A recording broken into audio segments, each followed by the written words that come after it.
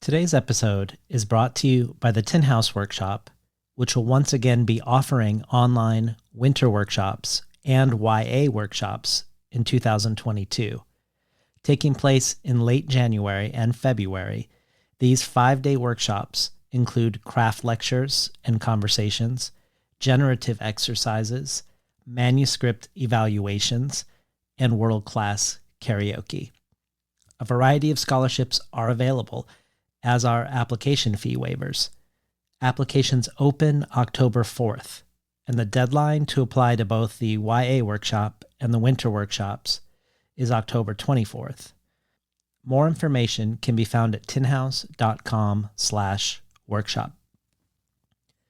For the second Tin House Live episode of 2021, recorded at this summer's Tin House Writers Workshop, we have a conversation between poets Destiny O. Birdsong and Donika Kelly called Negotiating the Love and Renouncing the Rest.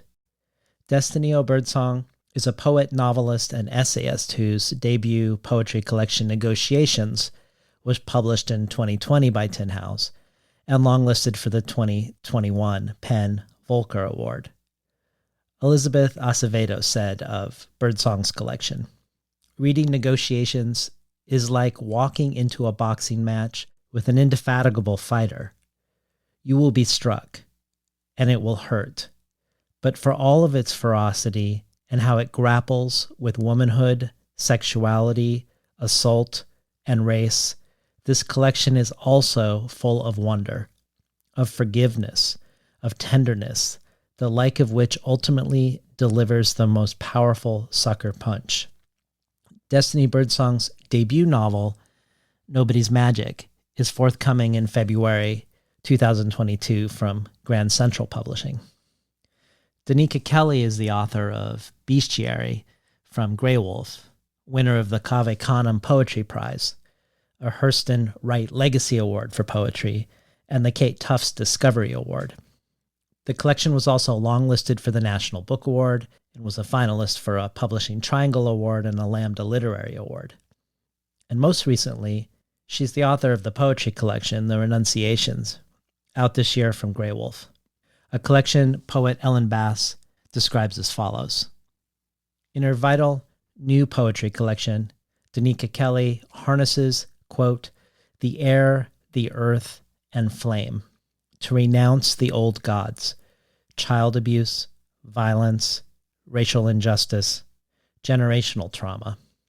The Renunciations is a work of stunning power, alive with haunting images, complex metaphor.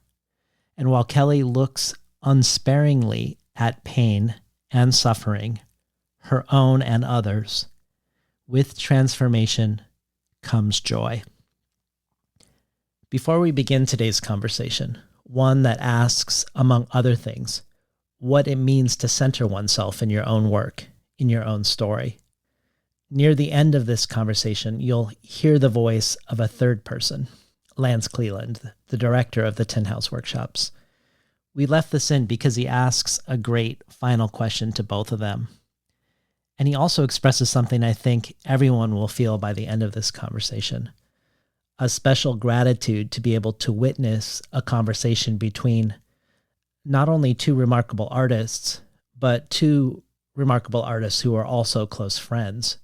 A dynamic that reminds me of a previous Tin House Live episode with Garth Greenwell and Brandon Taylor in that regard, where in both cases, you are not only getting to witness a conversation that can only go places because of where they have gone together before this hour, but also as the hour progresses, step by step, you feel not only that you're witnessing this closeness between them, but also being let into the circle with them. Now, without further ado, here are Destiny O. Birdsong, Donika Kelly, Negotiating the Love, and Renouncing the Rest. Hi, friends. How are you? I'm good. It's good to see you, Destiny. It's good to I'm so see happy you. to be with you. Me too. I'm excited. My only concern is like, how do we fit a conversation into 1 hour? Because we don't really do that. So Right. I'm scared. it's 2 hours minimum, but we're gonna observe the limit today. We will. Absolutely. So we decided that we were going to just start out with some poems, and you'll read one and I'll read one, and I'm going to let you go first. Thank you. So I thought, fitting in with the theme of our conversation today, I would read "The Moon Rose Over the Bay. I Had a Lot of Feelings." The home I've been making inside myself started with a raising, a brush clearing, the thorn and nettle, the blackberry bush falling under the bush hog. Then I rested. A cycled fallow said, "Winter," said, "The ground is too cold to break pony," said, "I almost set fire to it all," lit a match, watched it ghost in the wind. Came the thaw, came the melting snowpack, the flooded river, new groundwater, the well risen. I stood in the mud field and called it a pasture, stood with a needle in my mouth and called it a song. Everything rushed past my small ears, were in the leaves, were in the wing and the wood. About time to get a hammer, I thought. About time to get a nail and saw. Thank you so much. I just read that poem a few days ago, and it's so much better when like I hear you read it. I love it. Yeah. I'm gonna read a poem I don't read often, and it's called "Pickle Goddess."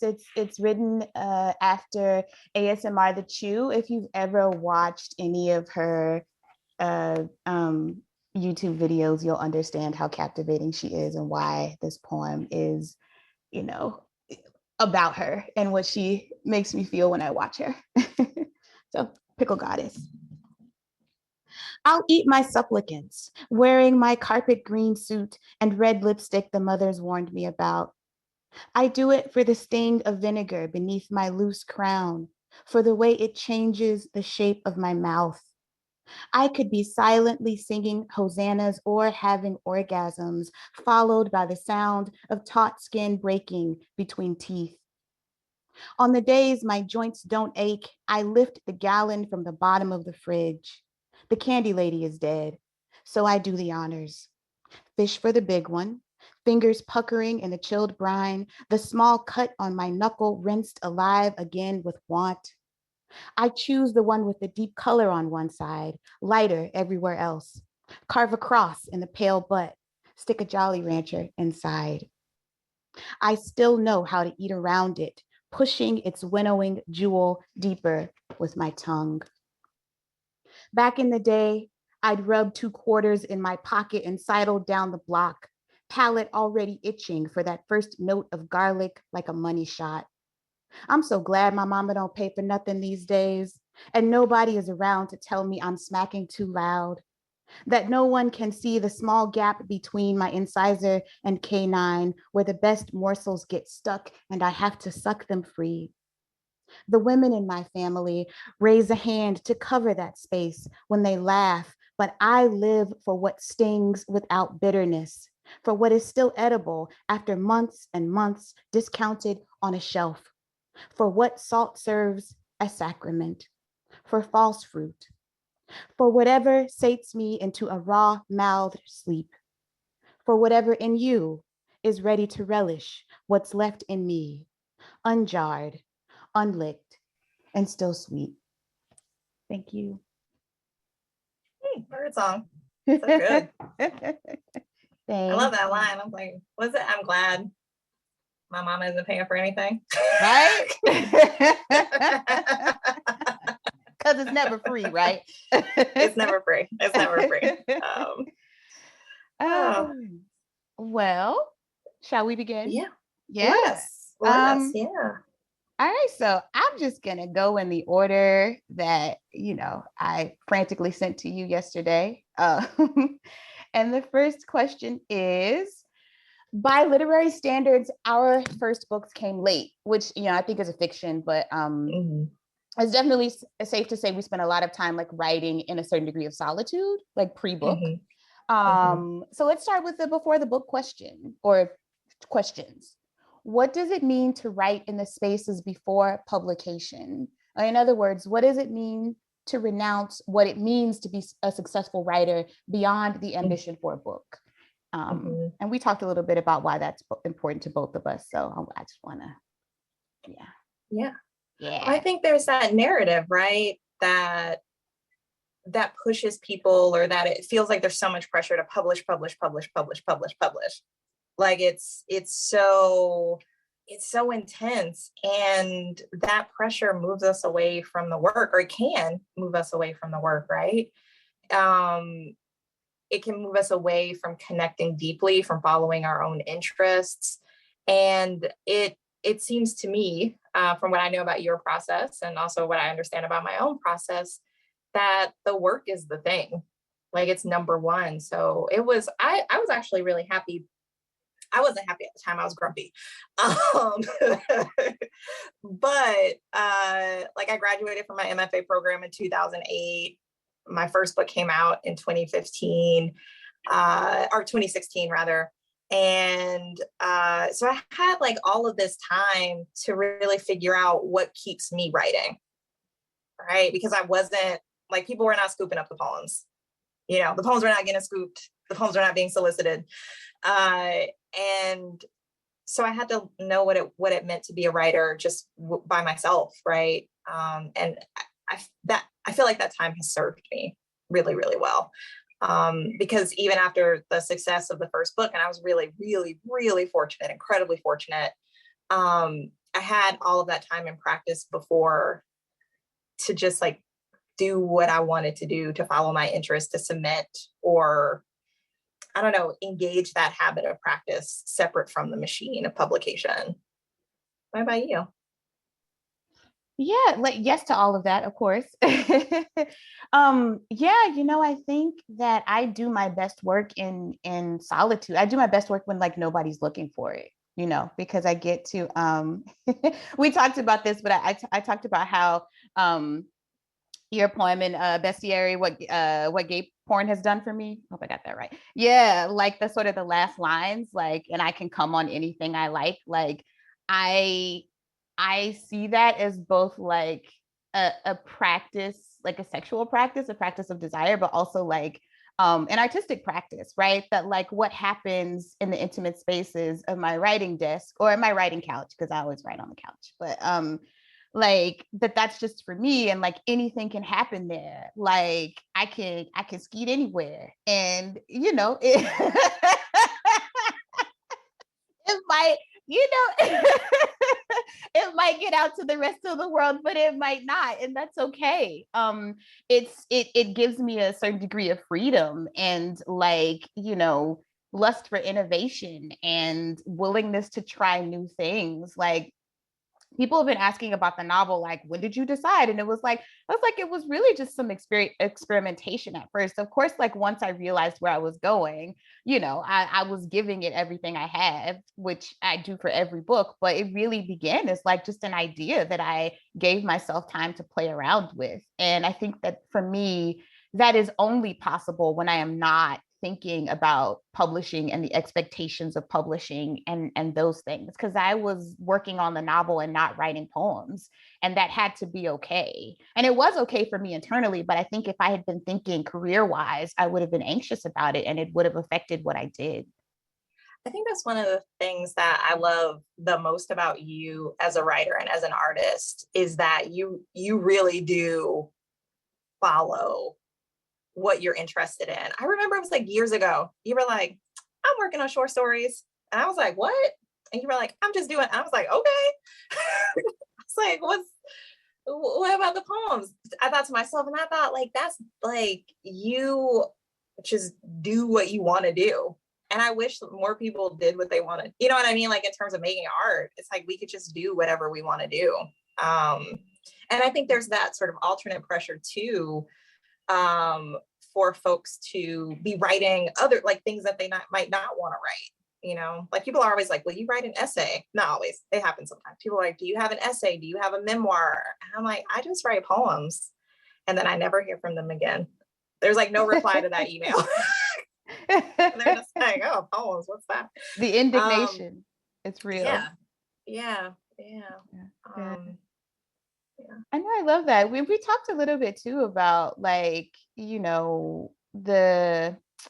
I'm skipping around, but like we talked about like how we like spread out on the page or choose not to spread out. And so like, yeah, like genre wise, right? Like they're like, those are like deliberate decisions, but even within the poems themselves, like within the books themselves, how we show up like structurally on a page, I think is a way that we both sort of talked about as like a centering of oneself in one's work, which I think is really important. I want to talk about that because you said some really beautiful things in our last conversation about that, about like like sort of like I think we're similar in this way, but like growing up in environments where men are centered, no matter how terrible they are. And so you're sort of like on the fringes, sometimes on the fringes of your own life, like trying to make space or trying to teach them how to give you space. And so the work can become for some of us a way to recenter ourselves in our own lives. But I just want you to talk a little bit about that because you said some dope stuff that I cannot quote. So talk to us, Donika. Well, I'm always happy to talk about this one. My beloved's going to walk by in the background. There's Melissa Phoebos, everyone. It took me a long time to figure out, and I would say like most of my life, to figure out first that I was not at the center of my own life, but then also why. Like what were the stories in my family of origin that were keeping me from being anywhere near the center of my own life? And I mean, it's patriarchy, right? It's a super basic answer to that question. It's a very old story, but in my family, it is very much like, what do the men want? What do the men need? If the men are meeting this very minimum bar, great. Like they're wonderful. They're excellent. Meanwhile, everyone else in the family sort of working to, strategize how to be safe in those spaces, and sometimes committing harm, right? Like in trying to like make sure the men are okay. There are plenty of folks in my family who are willing to harm themselves, or to bear harm in the face of, like, instead of pushing back against that. And poetry really gave me a way into inquiry, into exploration, and gave me space to write into and against those narratives, right? Against my family narratives, to think about like, what does it mean just in terms of content, like even before form, in some ways, in terms of content, what does it mean to love someone who wants to leave, right? Like how to practice like loving when someone wants to go. What does it mean if I want to go? And the poems then become a place to contain or manage or shape the feeling. And for me, I like little poems, I think because my feelings are big. And so I need like a little container to like work with a little piece of the feeling. But in the new book, some of the poems are longer, and they're much longer than I'm used to writing, but that's because I was writing about things that I had not explored before. So like writing about childhood sexual abuse, writing about suicidality and suicide attempts, like that actually I needed more space for that. And so those poems took up more space than I wanted them to. And there's something too in sort of in yielding to what I need instead of what I think I should do. That has been really transformative, and I don't know that it would have been possible without poetry, right? So, and I know you have some similar stuff too, Destiny, right?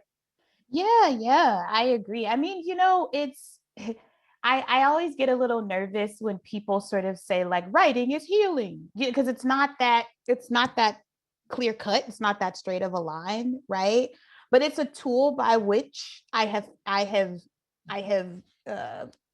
completed some of my healing, right? Like, because it becomes a space where, like I can explore feelings that I am still processing, and also like deconstructing some of those really toxic narratives about who should be at the center of my life, right? Like, I had to restructure my faith because like the God I was taught was just as patriarchal and problematic as the men who were teaching him to be. And I'm like, I had to get to a point where I was like, I don't think we talking about the same person.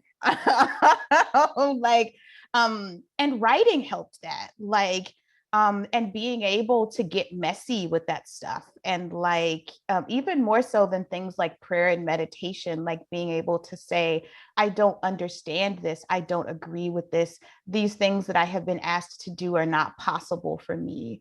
Also, I ain't straight. Like, I was like in my early 30s, like, oh, okay, damn. I didn't know because everybody was telling me that I couldn't be. And so, yeah, the page does that for me. And I think for me, like my poems are big and long. I think for the same reason that yours are short, right? It's just like the for me, it's the audacity to sort of put those things down and to put them everywhere, right? And to sort of turn them over and closely examine them and like examine them alongside other things. And, or like put them in a container of a poem and like shake it and see what comes out. I like those 8 balls we had as kids. You like shake it and see what it tells you. And yeah, so like in that way it can be healing, right? But the writing practice for me, and this kind of goes back to what we were talking about in terms of like not necessarily always writing for publication. Like I started doing like my morning pages because it was something my therapist told me that like, oh, if you wake up early and you write these 3 pages, you might feel less anxious during the day, or you might be able to sort of sort out some of your feelings in the really quiet space of the early morning before all of the day's, requirements and obligations kind of crowd out these an opportunity for solitude and self-reflection and self-care. And so being able to hold the practice of writing as that too, in addition to like a profession, a career, a calling, is so necessary. And I find myself retreating sometimes from the professional word to go back to these little safe spaces of writing. Like I did that last night. I thought I was doing something yesterday doing something emotionally dangerous that I should not be doing. And I'm like, finish your task, because I was doing some prep work for today's workshop. And I was like, finish your task, go sit on your beanbag chair and write about what you're doing right now. Like it's my time out. And that's so helpful. Like it's such a necessary part of my practice, even though that stuff will never be seen and it'll never be in the archive because I'm burning it, because y'all don't need to know everything. You don't. Folks don't need to know everything. No. That is absolutely true. Yeah. There was something in what you said that just like, it's like the things that I've discovered about myself in writing, where what I'm doing is centering what I'm interested in. I'm centering the questions that I have. I'm centering my own inquiry, right? Like in my artistic practice. Like hearing that reflected in what you do just makes so much sense. I think that's why like we're buds, right? It's like, we're like, right, we're just gonna do what we want to do. But I remember I was giving a reading and there were these, and I don't remember what the question was, but I remember the answer I gave was, well, I'm interested in my own thinking. And people laughed. And I was like, but what's funny about that? Like, I'm actually interested in the way that I think. I'm interested in where these ideas about who gets to do what, who has access to what, where I am situated inside a larger cultural context and where I'm situated. Like, I'm interested in where that comes from. Where did those stories come from? But I think it's like being a Black queer person standing up in front of a room of mostly white people and saying that. I think folks were like, what? Like, what? Because my work does seem so, and is like so personal, right? Like it feels like I sometimes suspect people believe they are getting everything and they are getting so little, right? Like they're getting the inquiry, I'm not writing about the experience. The poems are actually like there's a recounting of an experience so that I can conduct the inquiry, right? But I think people are like, no, it's the experience, and that's the only thing that matters. And it's like, no. Mm-hmm. It's the experience to figure out the why, or also not no, but and also, right? Yeah. And I think the presumption is that for Black people, for Black women, for Black queer people, for Black queer women, that like our experiences are really all that matters, right? Because like there's this sort of like, sometimes I feel this sort of like vicarity, right? That like, oh, I get to step into your life for a few minutes. And it's sort of like this, like fetishizing presumption that like I am stepping into this life, seeing everything and knowing everything, right? And like I was talking about this with a friend. I was like, people don't even understand. I can't speak for all Black people, but I'm like, there are certain conversations that non-Black people will never experience with Black people, because as soon as they enter the room, what is possible in the room changes. Right. And I think to a certain degree that can also be true about the work. Like we were workshopping one of my students' one of the workshop attendees' poems yesterday, and I was talking to him about like how sometimes like we should not have to do this, but sometimes as Black poets we have to be mindful of the willful presumptions that white people might make when they're reading our work, right? And that makes it tricky to write a poem about a Black person and a gorilla, right? Because people are going to connect those dots, even if there are other dots on the page telling them to go in a different direction. They're like, there are two dots. Right, there are two dots. There's Black person, gorilla, and that's all I know, right?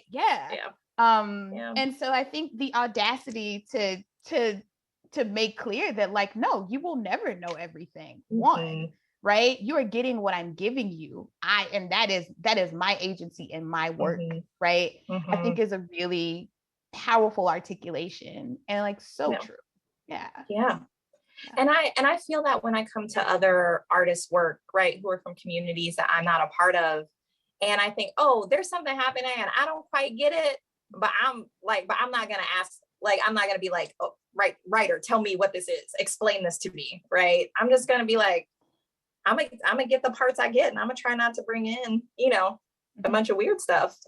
Like that's the other side of that practice, right? Is also like being outside of things sometimes. And I think there's like centering oneself in one's work, which I'm a fan of. And that also means that sometimes the reader is decentered, right? Like the reader is not like people are, I think this happens often with like younger writers who are earlier in their writing practice and career. They're like, when do you start thinking about audience? And I'm like, I'm thinking about me. Like 95% of that process is like, what is this poem doing for me? What am I getting out of this practice and process?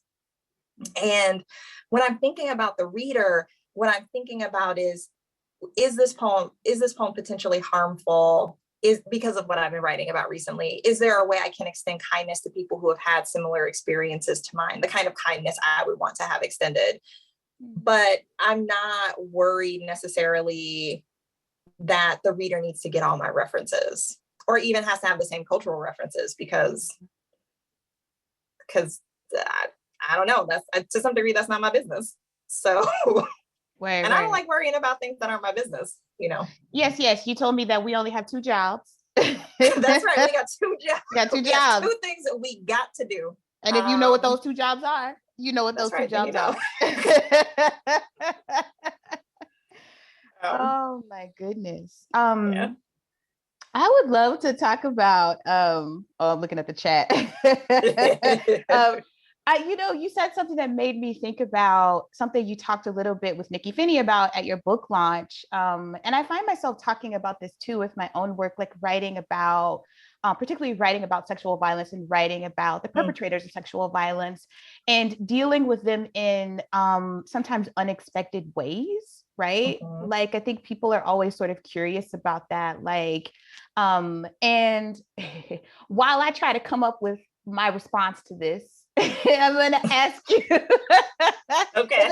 I feel like every day is a different response, but I want to ask you about that because I was rereading the Renunciations earlier last week, and I was like, wow, like that really happens in this book in ways that like just like strike me in a different way every time. And it's not like, I mean, it really does something in terms of like complicating our narratives about sexual violence and our narratives about how we talk about it.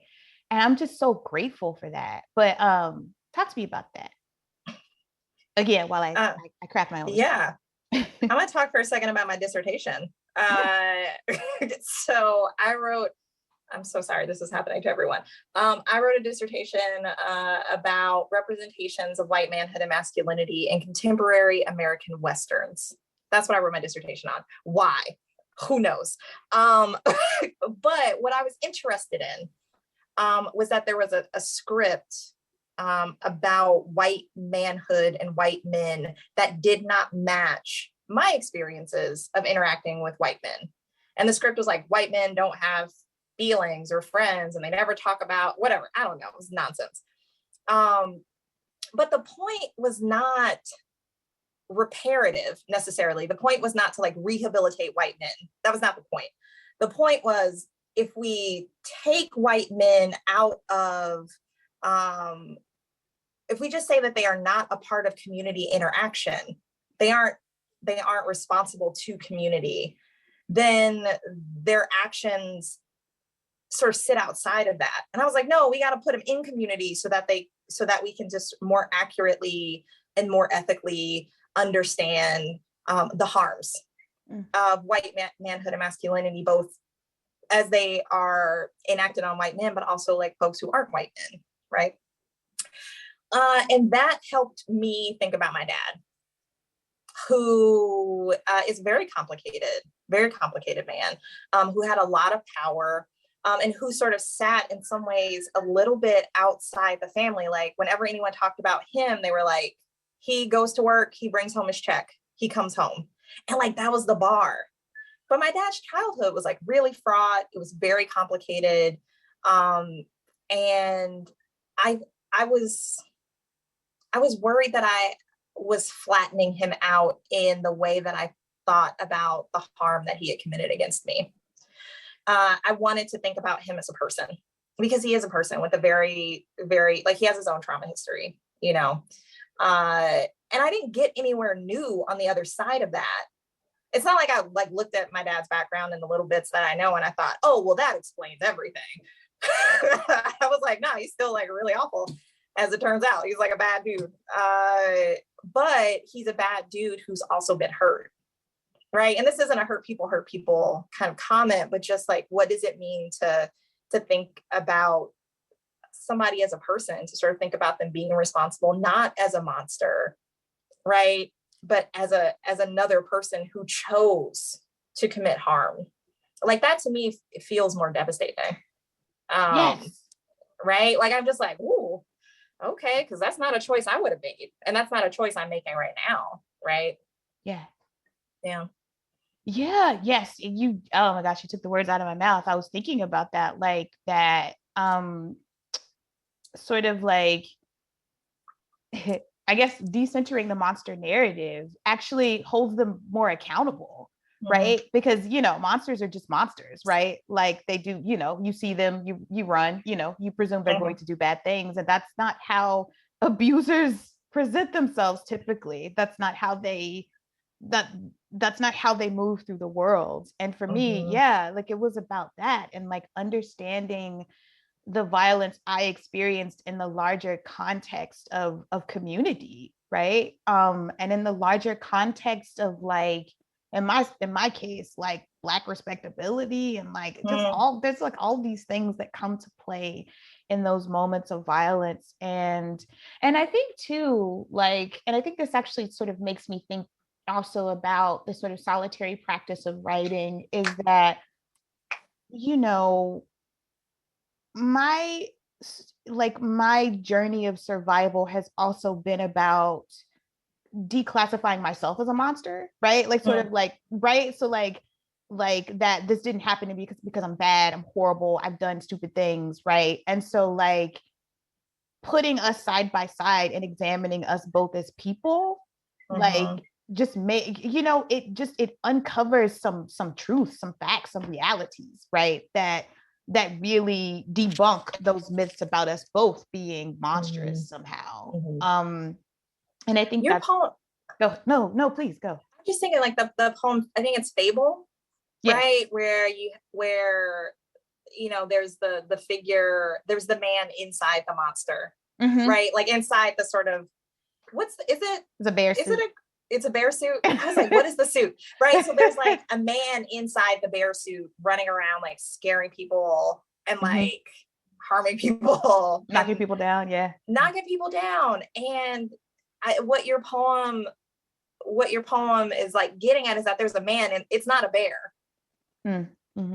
Right. Like and so then what comes later in that section, because that opens like a really powerful section in the book, is like there's a man there, there's a person there, it's not the bear suit, right? And so like in that way, like you're like absolutely disrupting, right? Like the narrative is like, here's a monster, here's a bear. And I feel like that poem is like, nah, it's a dude.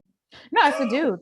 But the bear suit and the people's sort of like, fear of the suit actually makes it more powerful, because nobody's willing to nobody's willing to take the head off and be like, hey, it's that dude. We know that dude. Yeah, we know that guy. He mows my lawn on Saturdays, right? Yeah. Yeah. I feel the same way about your work. I was tracing this kind of arc of like what happens in each section, and like how there's this how there is sort of like this examination of the father, right? Is like, these sort of like, what was the childhood moment that sort of like turned that, that like made things the way they were.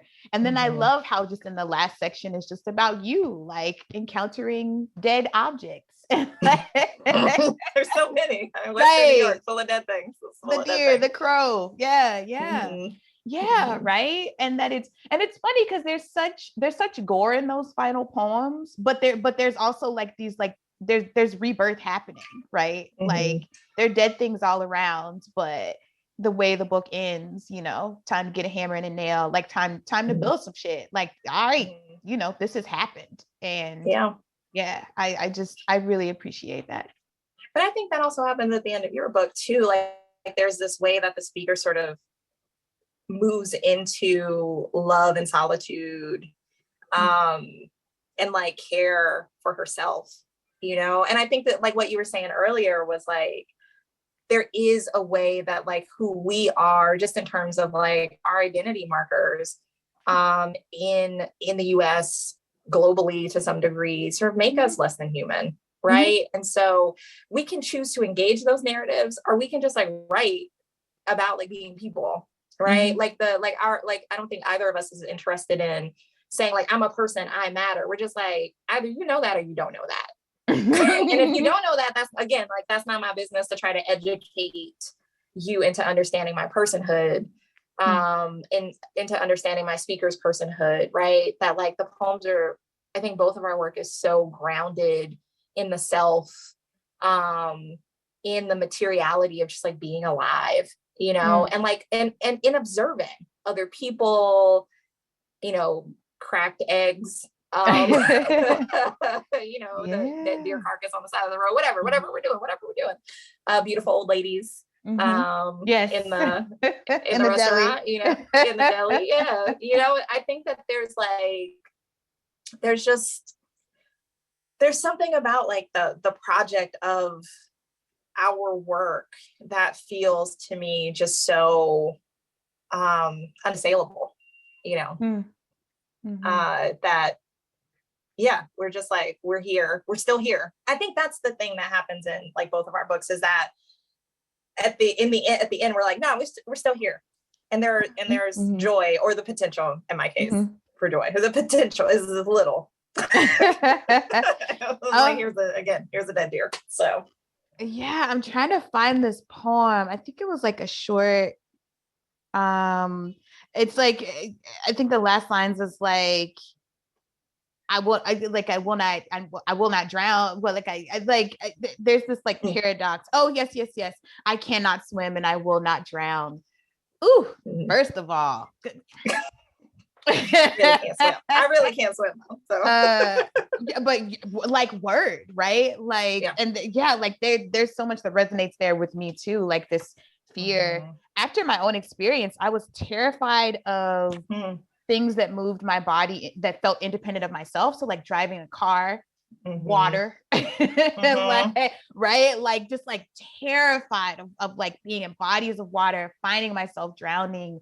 And so that I think that's what makes that line resonate for me, because it's like, like there were times when I felt like that, where I was like either terrified of drowning or feeling like drowning, but like like I didn't, right? Like, and that is not, and I love what you said about sort of like the unassailability of our humanity and like how we build that in our work, because it's like that is it is not a thing I thought I could do, but it's also not a superhuman thing. Like I'm a human being, and so that is a human accomplishment, right? Survival is a human accomplishment. That's right.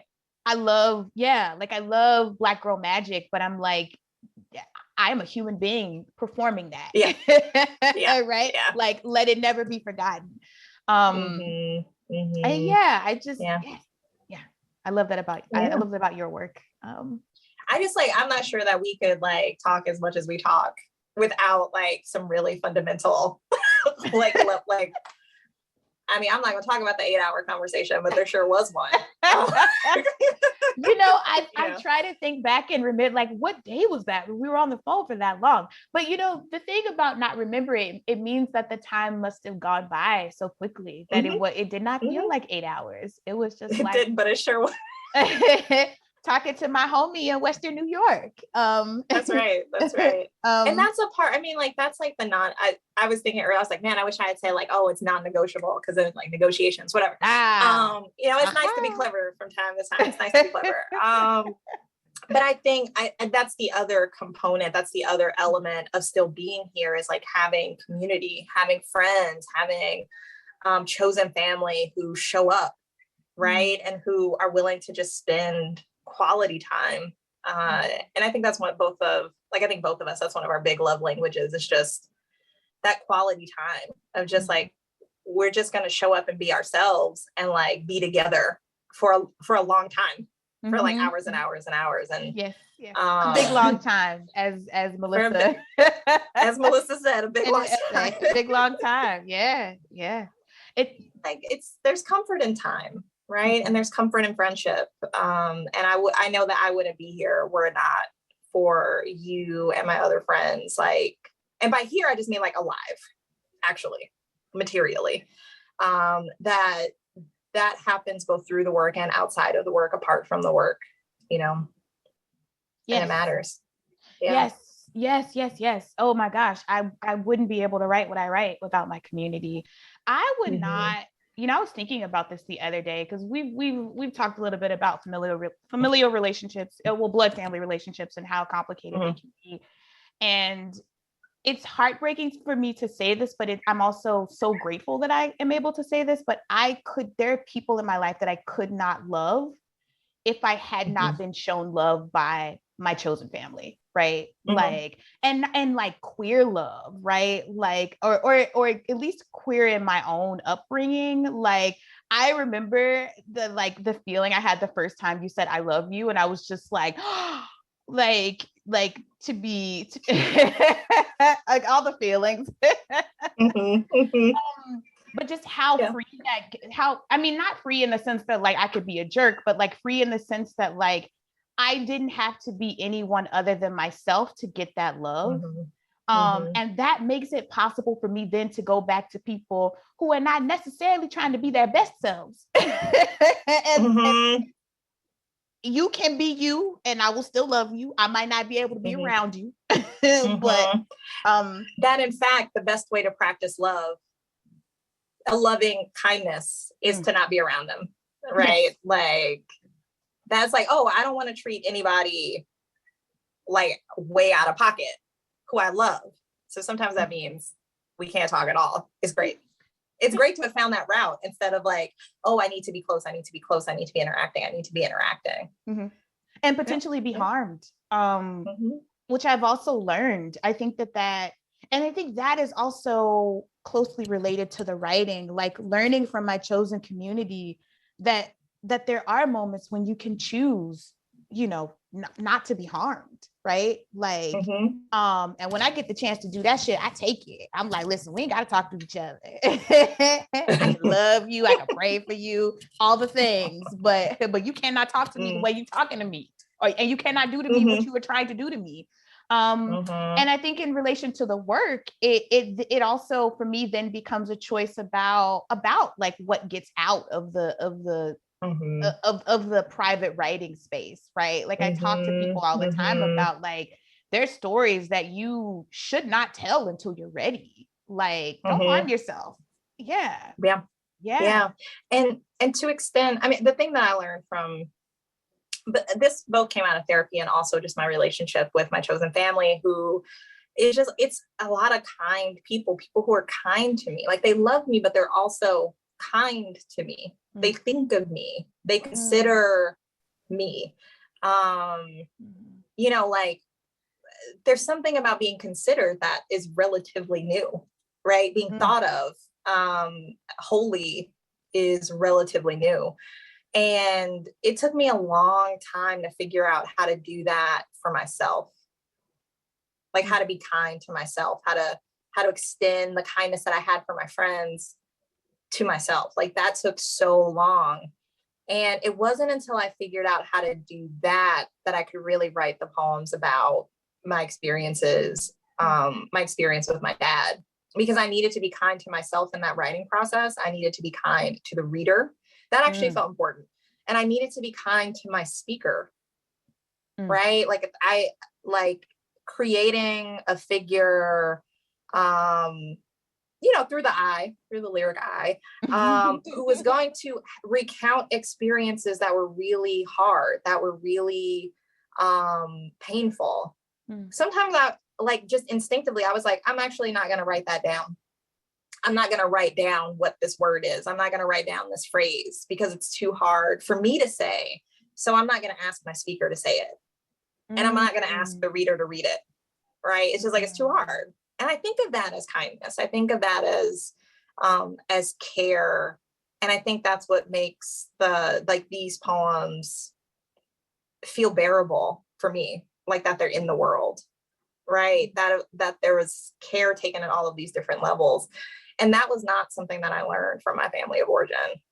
Like, I really wish there was more emphasis on just like being kind and taking care of themselves, right? My mom taking care of herself, my sister taking care of herself, instead of putting other people first. You know, I don't know. It feels complicated. Yeah. Tenderness, right? Like that like love in the absence of tenderness, which just makes it makes for such a difficult decision for like the recipient, right? It's like, how do I process this love that is happening in the absence of tenderness and in the absence of consideration for me, what I want and what I need, and what, you know, helps me bloom and grow. And yeah, absolutely. And I do think that go ahead. No, go ahead.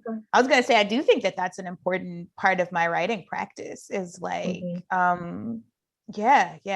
you make me think about some of the poems in the collection where there are like these sort of like bracketed blank spaces. Yes. And the reader is kind of left to fill in what's there. I didn't realize that that's why.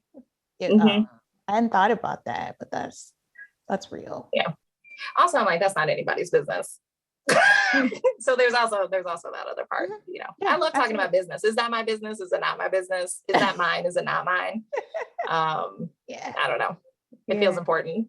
It is important. But how has it been for you to have negotiations in the world? I don't know that I know that we've talked about that a little bit privately, but it's a challenging book. It's a very present book. I don't know, like they're like the feelings in it are big. Mm-hmm. And how's it been to have it out in the world?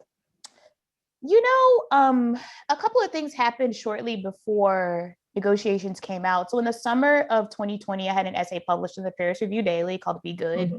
It recounts my experience with, it recounts in part my experience with the person who assaulted me. And then there was a second essay that came out in Catapult where I talked about the show I May Destroy You, which came out in the summer of 2020. Ooh, can I tell you something? Okay. So you know that the show, no, I have to say this, Donika, because you're in France right now and you're close to Italy, and I want you to bring this person back to me. So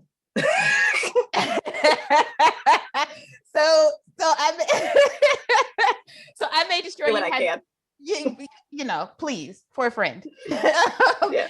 So I May Destroy You got a ton of Emmy nominations. I'm really excited about it. I love the show. It's an important show. If you haven't seen it, please watch it. And one of the actors, whose name I'm probably not going to say correctly, but Maran Zakti, who plays Biagio, was posted about the nominations in his Instagram stories, and I reacted to it. And he replied, he said, "Thank you," and he sent me a kissy face. Donika, I want to marry him and have his children. Please bring him back to the States. I'll pay for the travel. Anyway, sorry. If you're watching, you're beautiful. Wild. You're great. Call me. Wow. But you know, so in those two essays, oh my gosh, Be Good was so hard. Like I turned off my phone because I just didn't want to talk to people about it. You know, there's always, sometimes, you know, as a writer, I presume that like, I mean, I'm not presuming that people are reading my work, but I'm presuming that there are things about me that people just know. And so there's always a moment when people sort of read something you've written and they're like, I didn't know, right? And I kind of got a taste of that over the summer with those two essays. And so when the book came out, it was much easier. But I think the other reason that it was easier is because I sat with those poems for a long time, you know, like, I don't think there was a single poem in that sequence, the sequence that starts where every poem starts with my rapist. I don't think any of them came out before the book was out. I don't believe, like, because they're just some things that for me, there's some things that need to exist together.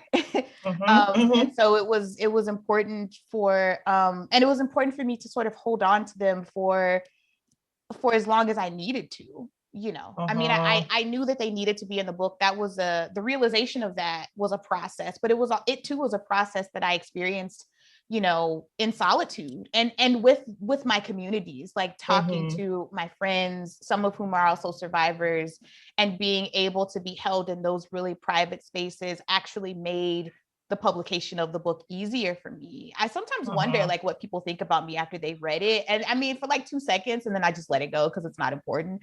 But I am sometimes often shocked that like people are so like distraught, because I'm like, oh, well, you know, like, you know, I am well. I'm very fortunate to be well. And, you know, these things did happen. They are a part of my history, but your experiencing them for the first time is not my experiencing them for the first time. And so I just think that's really helpful that I wrote those poems and I revised them and I talked about them in spaces where I felt completely safe. And that's the foundation on which that book rests. Yeah.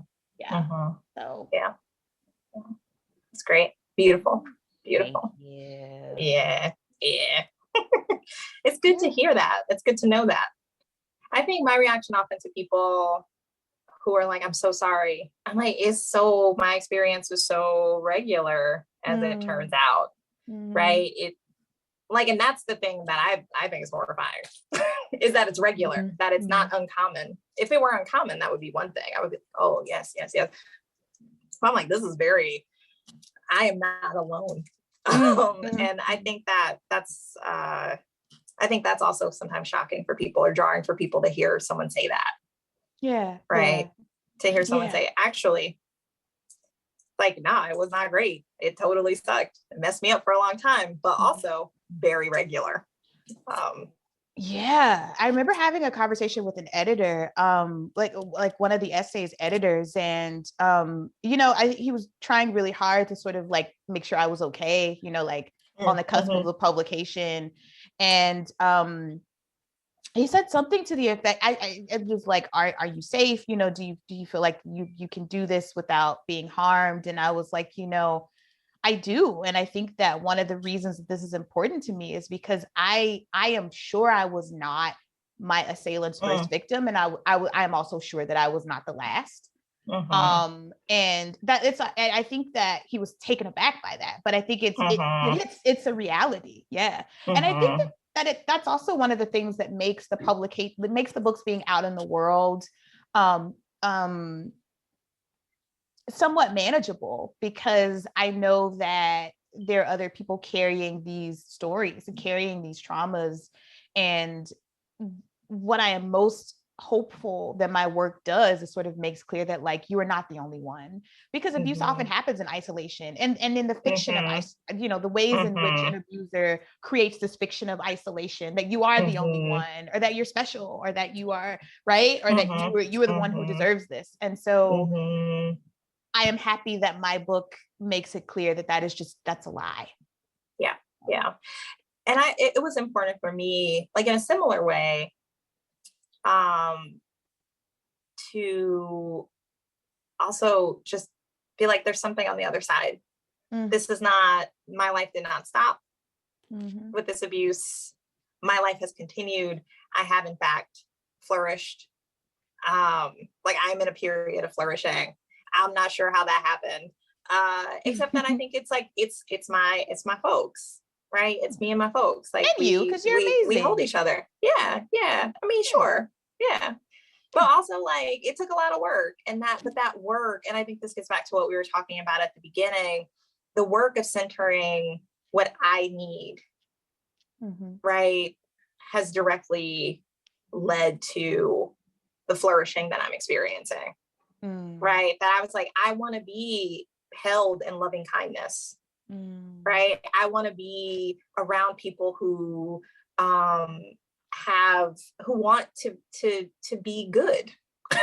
Right. Like I'm around like a lot of writers who are writing work that I'm so excited by. And that's deliberate. That's a choice. And it's a choice to, I don't know, prioritize that and that quality time that we were talking about earlier, over many, many other things, and I think that's led to, and when I say flourishing, I don't really mean professionally. I mean like emotionally. I mean in terms of my relationships. It's just, I feel so fortunate. I feel so loved, and that's like, I couldn't have imagined it. And so I want that also to be in the book. I think it's like there's a little glimmer of that, like right at the end, but I think even that whole last section is like, I'm still here, Yeah. Like in a Sondheim musical. Yeah. The deer didn't make it, but I did. The deer did not make it, but I was there to see the deer. Yeah. That was wild. And we don't have time to talk about that, but that was some weird. That was weird. So yeah. Oh, nature can be weird, I think. Yeah. Are we at our time, Birdsong? Yeah, it's 11:30 where I am. So yeah. Right. I was about to say something else, but I guess we could end here. Any final thoughts? Anything we didn't cover? I mean, there's always more, but yeah, I mean, like we'll talk later. So yes, right. Nate, thank you in the chat. Yeah, Donika and Destiny, I think just on behalf of everyone listening, that was a privilege, and I feel like we're all going to love better today because of what we heard from both of you. And that's just, I mean, I'm going to go see my daughter after this. I'm going to love her better today because of sort of spending time with all of you. So thank you. And one thing we've been talking about this week, a question we've been posing to everyone is sort of, and it feels very appropriate, I think, to end maybe on this note, is I was hoping both of you could say what you love about your work, your own work. I And do we even have enough time for that?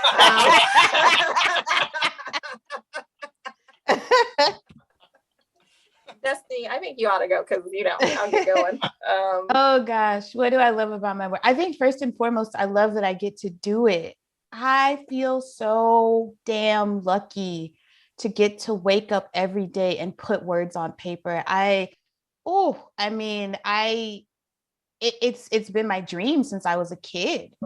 And it's terrifying, it's scary. Like writing full time, I am anxious. I am worried about stuff all the time, but I still get to wake up every morning and do what I fucking love. And that's what I love about the work in a general sense. I think in terms of the work and what I do in the work, I love that I am more honest with myself than I've ever been. I love that I get to write about Black people. I love that I get to write about Black women. I love that I get to write about being queer. I love that I get to write about albinism. I love that I get to write about the things that matter to me. That's so beautiful. So beautifully said, Destiny. I'm gonna be real, just like basic. I mean, I just really love my own poems. Like, I just love them. I love reading them. I love writing them. I love the process of writing. Where even if I'm like, there's like the struggle of trying to articulate something, my life at this, like really close to the very center of my life, alongside me, I'm getting closer. I get to make art that like, and it's just like, it feels whole cloth in some way. It's just like, I'm like, where does it come from? It feels like magic, right? It's like, how does anybody write a poem? I mean, I like, there are craft things, oh yes, the line and there's a rhyme or whatever. But it's just like, there's like some magic thing that happens. And I love just knowing that that's inside of me. Like there's like a little piece of something that knows how to make a little like sad experience into something golden, it's just, I don't know, like that's dope. And I don't know, I like reading my poems too. I love that. I feel so lucky that's what I get to do.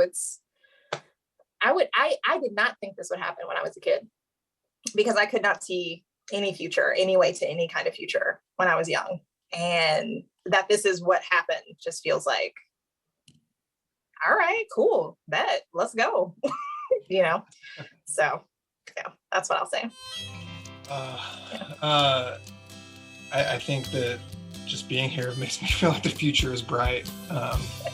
And again, just behalf on everyone, I really thank you for allowing us to sort of sit in on your friendship. It's really that's a gift. This is so wonderful. I'm so glad we were able to do this. Destiny, thank you for wanting to talk to me. Oh, great. Come on. Yeah. Who else? I love you.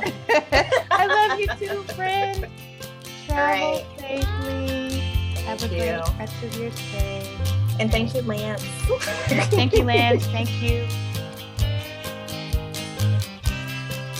Today's program was recorded at the 2021 Tin House Summer Writers Workshop and at the volunteer-powered, non-commercial, listener-sponsored, full-strength makeshift home office of me, David Naiman.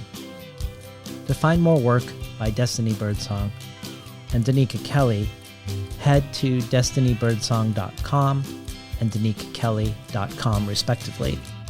And if you enjoy what you've heard, consider becoming a listener supporter of Between the Covers. There are many potential benefits to becoming a supporter, from the bonus audio archive with contributions by Douglas Kearney, John Keane, Natalie Diaz, Hanif Abdur-Rakib, Layli Long Soldier, Garth Greenwell, and many others, to the Tin House early readership, receiving 12 books over the course of a year, months before they're available to the general public. These are just a few of many other things. You can find out more about becoming a listener supporter of Between the Covers at patreon.com/betweenthecovers. Or if you prefer a one-time donation, you can do so by PayPal at tinhouse.com/support. I'd like to thank the Tin House team, Elizabeth DeMeo and Elisa Ogie in the book division, Jacob Valla in the art department, Becky Kramer in publicity, and Lance Cleland, the director of the Summer and Winter Tin House Writers Workshops. Finally, I'd like to thank Imre Lodbrog and Barbara Browning for creating the outro. Their album Imre Lodbrog, Sa Petita Me, can be found on iTunes, and Barbara Browning's trove of ukulele covers can be found at soundcloud.com/Barbara Browning.